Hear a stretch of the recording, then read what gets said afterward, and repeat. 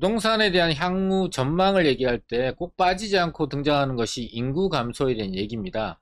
7월 27일 같은 날에 공신력이 있는 기관에서 부동산 통계 데이터가 동시에 발표가 됐는데, 그 중에 한 내용이 서울의 인구가 1년 만에 5만 명 이상 급감을 했다라는 충격적인 내용이 담겨 있습니다. 인구 감소가 되면 서울의 부동산 가격은 하락할 수밖에 없는가? 아니면 다른 변수도 있는지, 이 두 개의 공신력이 있는 통계 데이터를 통해서 한번 짚어보도록 하겠습니다. 두 개 중에서 먼저 볼 데이터는 통계청에서 발표된 인구주택 총조사입니다. 자, 먼저 우리나라 인구는 몇 명이냐? 5,200만 명 이상이 돼 있는 게 불과 몇 년 전인 것 같은데 벌써 5,100만대로 내려왔고요. 전년 대비해서 4만 6천 명이나 빠른 속도로 인구가 줄고 있는 굉장히 우려되는 통계 데이터가 나왔는데요. 지역별로 좀 구분해서 보게 되면은, 일단은 인구가 먼저 늘어나고 있는 지역이 어디인지 굉장히 궁금한데, 1위가 세종시입니다. 세종시 같은 경우는 행정복합도시로서 공공기관에 근무하시는 분들이 세종시로 계속 이주를 하다 보니까 빠른 속도로 인구가 증가되고 있고, 신도시처럼 새롭게 만든 곳이다 보니까 주거환경이라든지 교육 여건이라든지 직장의 접근성이라든지 이런 것들을 삼박자를 모두 잘 갖추고 있다 보니까 지속적으로 인구가 늘어나고 있다라고 볼 수가 있고요. 또 이제 전년 대비해서 두 번째로 인구가 증가되고 있는 지역은 인천 지역입니다. 인천 지역은 최근에 부동산 가격이 전국에서 가장 큰 폭으로 하락을 했다가 또 가장 먼저 상승을 하고 있는 지역인데요. 송도라든지 청라, 영종도처럼 신도시가 만들어지고 신도시에 새로운 주택들이 계속해서 공급이 되다 보니까 이 새롭게 공급되는 아파트에 새로운 입주민들이 입주를 하게 되면서 인구가 지속적으로 증가되고 있는 모습을 볼 수가 있습니다. 자, 전년 대비해서 1, 2등은 세종시와 인천이지만 2017년 대비 5년간의 인구가 가장 많이 증가된 곳은 역시 1등은 세종시지만, 여기서 2위는 경기도라는 차이점들이 있다는 걸 좀 같이 보실 필요가 있고요. 인구가 늘어나는 거에 비해서 감소되고 있는 지역들은 6대 광역시를 포함해서 지방도시들이 대부분인데, 여기에 가장 인구가 많은 도시라고 할 수 있는 서울이 껴있다라는 게 좀 아이러니합니다. 자, 서울은 인구가 감소되는 주요 원인은 주택가격이 너무 비싸다, 요게 이제 첫 번째로 꼽을 수가 있거든요. 자, 그러면은 서울의 인구가 퍼센트로는 0.6%가 줄었다고 하지만 실질적으로 몇 명이 인구가 서울을 빠져나갔는지를 좀 구체적으로 보게 되면, 전년 대비해서 0.6%가 감소됐는데 이 수치가 무려 5만 5천 명 이상이 서울을 떠났다라고 합니다. 근데 보통 이제 서울을 얘기하거나 인구가 감소될 때 서울이라고 얘기하지 않고 수도권이라고 얘기하거든요. 왜냐하면 같은 생활권 내에 있다 보니까 수도권, 그러니까 서울과 경기도, 인천 지역을 같이 봐야 이 지역이 인구가 실질적으로 감소를 했는지 아니면 증가했는지를 명확하게 알 수가 있습니다. 그래서 두 번째로 경기도 같은 경우는 아까 인구가 좀 늘어났다고 했잖아요. 몇 명이 늘어났냐? 퍼센트로는 0.5%지만 숫자로는 6만 5천 명이 늘어났고요. 인천 같은 경우도 이제 인구가 좀 늘어나고 소폭이지만 증가되고 있다라고 했는데, 인천 같은 경우는 퍼센트로는 1.1%로 퍼센트는 굉장히 높습니다. 그런데 숫자로는 3만 2천 명. 수도권의 인구를 이제 합쳐서 보게 되면은 플러스 4만 2천 명이 오히려 인구가 증가됐다. 그래서 서울만 본다면 감소지만 수도권은 늘어났다라고 알고 계시면 훨씬 더 정확한 인구 변동에 대해서 이해를 하실 수가 있을 것 같습니다. 자, 그리고 통계청의 자료를 못 믿겠다고 하시는 분도 꽤 많아서 KB 통계 자료를 보게 되면은, 자, 인구가 서울로 유입되는, 순유입되는 경우에는 전국에서 서울로 유입이 됩니다. 경상도에서부터 전라도, 충청도, 강원도에서 유입이 되는데, 유출이 될 때는 지방으로 나가는 건 없고 경기도와 인천 지역으로 대부분 나가고, 좀 멀리 간다고 하는 사람들이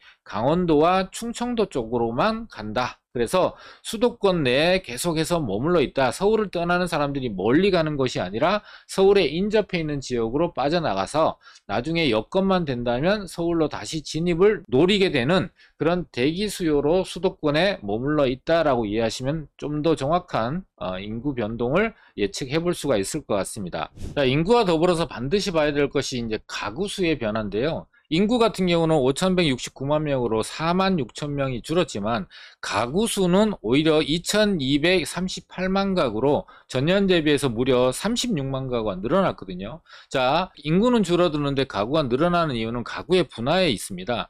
4인 가구가 37%에서 급전직하에서 17.6%로 줄었고, 이 4인 가구에서 자녀들이 성장을 해서 독립적인 가구로 이제 따로 떨어져 나가다 보니까 1, 2인 가구들이 급격하게 증가되게 되면서 가구 수가 늘어났는데요.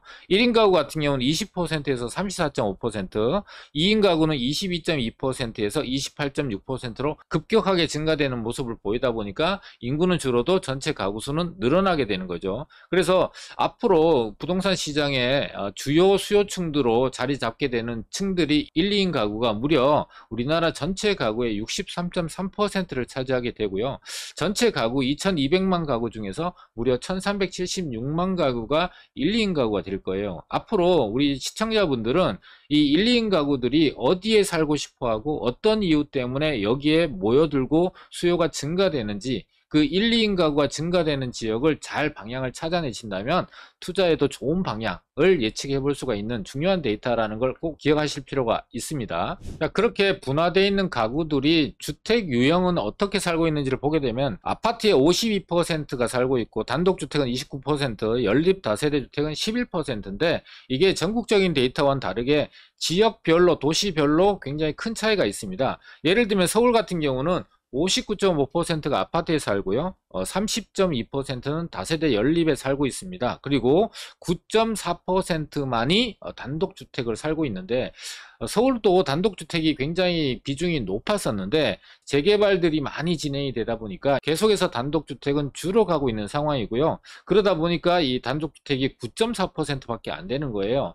자, 이 단독주택은 모든 부동산의 베이스, 재료가 되는 부동산이다 보니까, 그리고 상대적으로 평당 가격이 가장 저렴하죠. 근데 이렇게 싸고 좋은 재료가 점점점 줄게 되면은 다음에 재료로 사용되는 것이 이 30%에 해당되는 연립 다세대를 부시고 오피스텔이나 아파트나 주상복합이나 오피스 빌딩을 짓는 그런 재료로 사용하게 되는데, 전체적인 공급 원가 자체가 올라가는데 중요한 원인으로 작용하게 되는 것이 이 단독주택 비율이 줄어든다라는 거에 안에 숨어 있는 그런 내용이라고 볼 수 있습니다. 자, 수도권 하면 경기도를 보셔야 되죠. 경기도 같은 경우는 71%가 아파트, 17.5%가 빌라, 그 다음에 10%가 단독주택에 살고 있습니다. 자, 인천 같은 경우는 구도심과 신도시가 새롭게 만들어지고 있는, 혼재되어 있는 곳이다 보니까 66%가 아파트, 빌라는 24.5%, 그 다음에 단독주택은 8.6%입니다. 여기서 특징은 도시화가 많이 진행돼서 대도시, 6대 광역시, 서울시, 특별시 이런 지역들은 단독주택 비율이 점점 줄어가고 있고, 오히려 지방도시들 같은 경우는 단독주택 비율이 어마어마하게 높은 30-40%대를 유지하고 있다는 특징을 갖고 있습니다. 자, 두 번째 볼 통계 데이터는 한국부동산원에서 매주 발표되는 아파트 가격 동향입니다. 7월 넷째 주 가격 동향이 발표가 됐는데, 자, 여기서 보시면은 전국의 매매 가격, 아파트의 매매 가격은 플러스입니다. 그리고 수도권은 전주 대비해서 가격 상승은 조금 줄었지만 어쨌든 상승을 이어가고 있지만, 지방시장은 하락이 계속 이어지고 있는 상황이기 때문에 서울과 수도권에 비해서 양극화가 굉장히 심하게 나타나고 있는 모습을 보이는데, 자, 이렇게 서울과 수도권의 부동산 가격이 플러스로 돌아서게 된 이유를 보게 되면은, 자, 가격 회복 기대 심리로 인해서 매도 매수 간의 희망 가격 차이는 커지기 때문에 관망세를 보이고 있으나 일부 선호단지, 개발 호재의 영향으로 그 중심으로 해서 추가적인 거래가 발생하면서 전체 상승세를 지속하고 있다. 그래서 선호단지, 선호지역, 그 다음에 최상급지, 상급지 이런 지역들 투자가 많이 이루어지고 있고, 재개발이든 재건축이든 리모델링이든 또는 교통망이 새롭게 뚫리거나 업무타운이 만들어지는 이런 개발 호재를 중심으로 해서 많은 거래가 좀 살아나고 있다. 그래서 오른쪽에 전체 25개 자치구의 가격 변동을 좀 보게 되면은 6월달 6월 19일만 하더라도 8, 9군데 구가 이미 마이너스였는데 7월 초 둘째 주만 하더라도 마이너스가 3개 구로 줄었고요. 지금 현재 7월 24일 기준으로 봤을 때 25개 자치구 전체가 다 마이너스는 단 한 군데도 없고 가격 지수 자체가 플러스로 전부 다 돌아섰다라는 변화를 우리 시청자분들 볼 수가 있습니다. 자, 매매 가격만 돌아선다고 해서 살아나지 않죠. 전세가 무조건 받쳐줘야 되는데, 전국 같은 경우는 아주 소폭으로 이제 겨우 살아나나 싶을 정도의 지표가 발표가 됐지만, 수도권과 서울 같은 경우는 큰 폭으로 회복이 되고 있는 반면에 여전히 지방과 수도권의 격차, 양극화는 굉장히 심하게 나타나고 있는 모습을 볼 수가 있습니다. 자, 서울 같은 경우에 이렇게 전세 가격이 빠르게 회복이 되고 있는 지표가 나타나는 이유는, 자, 역세권, 학군지 등 선호단지 또는 선호지역을 위주로 해서 저가 매물, 급급매와 급매들이 쏟은 후 상승거래 및 매물이 나타나고, 일부 지역은 신축 또는 중소형 평형 위주로 임차 수요가 증가됨에 따라서 상승폭이 소폭 확대됐다라고 평가를 하고 있습니다.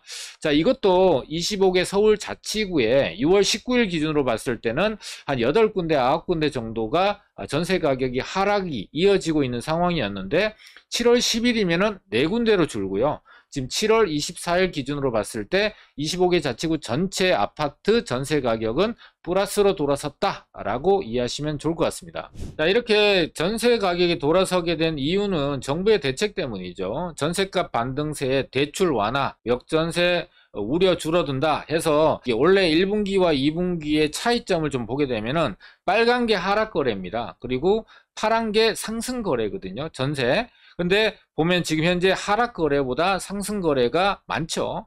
서울뿐만 아니라 수도권, 경기도, 인천 지역들이 모두 다가 상승 거래가 50%를 넘어갈 정도로 하락 거래보다 상승 거래가 점점점 증가되고 있는 모습을 본다면 지방과는 좀 차별화된 모습을 보이는데요. 전세 시장도 점차적으로 살아나게 되겠구나를 예측을 해볼 수가 있는데, 하반기에 역전세 때문에 매물이 증가되고 부동산 가격이 크게 하락할 거다라고 예측했던 분들이 요즘에는 내년 초에 그런 큰 폭의 하락이 있을 거다라는 얘기로 조금 말을 바꾸고 계신 부분들이 없잖아 있다 보니까, 이런 데이터를 통해서 계속해서 이 이론과 주장을 좀 수정하고 있다라는 것을 우리 시청자분들도 좀 변화를 알고 계시면 좋을 것 같습니다. 지금 현재 많은 사람들이 망설이고 있지만 시장에 점차 참여하시는 분들이 늘어나고 있는 모습들을 볼 수가 있어요. 과거에 부동산 하락기를 겪고 나서 급등기라는 학습 효과가 있었죠. IMF 때도 그랬고, 서브프라임 모기지 사태, 최근에도 지금 현재 굉장히 급등을 했다가 하락을 하고 있지만 다시 한번 정고점을 회복하고 상승을 할 걸로 예상이 되는 시점이라고 생각이 되고, 그 시점은 빠르면 올해 10월, 원래 연말 이전까지는 움직이셔야 되지 않을까라는 생각을 합니다. 내년에 총선도 있고 여러 가지 정치적, 경제적 변화와 정책적 변화도 생길 걸로 예상이 되기 때문에, 모든 것이 시장에 오픈이 되고 났을 때 나한테 기회는 줄어든다라는 걸 과거의 경험을 통해서 많이 알게 됐거든요. 또 한 가지는 지금 현재 서울시가 재개발, 재건축을 활성화하기 위해서 굉장히 많이 노력을 하고 있고 제도도 많이 개선이 되고 있습니다. 특히나 재건축 같은 경우는 특정한 지역들, 업무상업지역으로서 초고층이 만들어질 수 있는 한강변이라든지 또는 교통이 집약되고 있는 지역들을 중심으로 해서 용적률을 무려 1000%에서 1200%까지 완화되는 그런 모습을 보이고 있고, 60년이 넘는 동안에 묶여있던 고도지구도 완화하는 추세, 그리고 재개발, 재건축 중에서도 빠르게 진행할 수 있는 모아타운과 가로주택을 앞으로도 많이 지정할 거라는 이런 변화들이 총망라되고 있는 것이 서울의 변화입니다. 거기에 1, 2인 가구들이 모여 살고 싶어하는 지역, 또 그런 1, 2인 가구를 대상으로 해서 임대소득을 목적으로 하는 은퇴인구들, 이런 분들이 여러 가지 목적에 의해서 같이 공유되는 그런 지역들로 수요들이 집중되고 차별화되고 양극화된다는 걸, 이런 여러 가지 데이터와 통계를 자료를 통해서 앞으로 부동산 시장이 어떻게 흘러갈지를 내 선택이 중요한 것이지 다른 사람이 어떻게 선택하는 것에 대해서 판단하고 비판할 필요는 전혀 없다고 생각이 되고, 하나도 도움이 되지 않는 내용이라고 봅니다. 그래서 오늘 이 두 가지 데이터를 통해서 우리 시청자분들이 스스로 판단하시고 성공 투자할 수 있는 기회가 될 수 있는 그런 내용이 됐으면 좋겠습니다. 자, 오늘 영상은 여기서 마치도록 하겠습니다.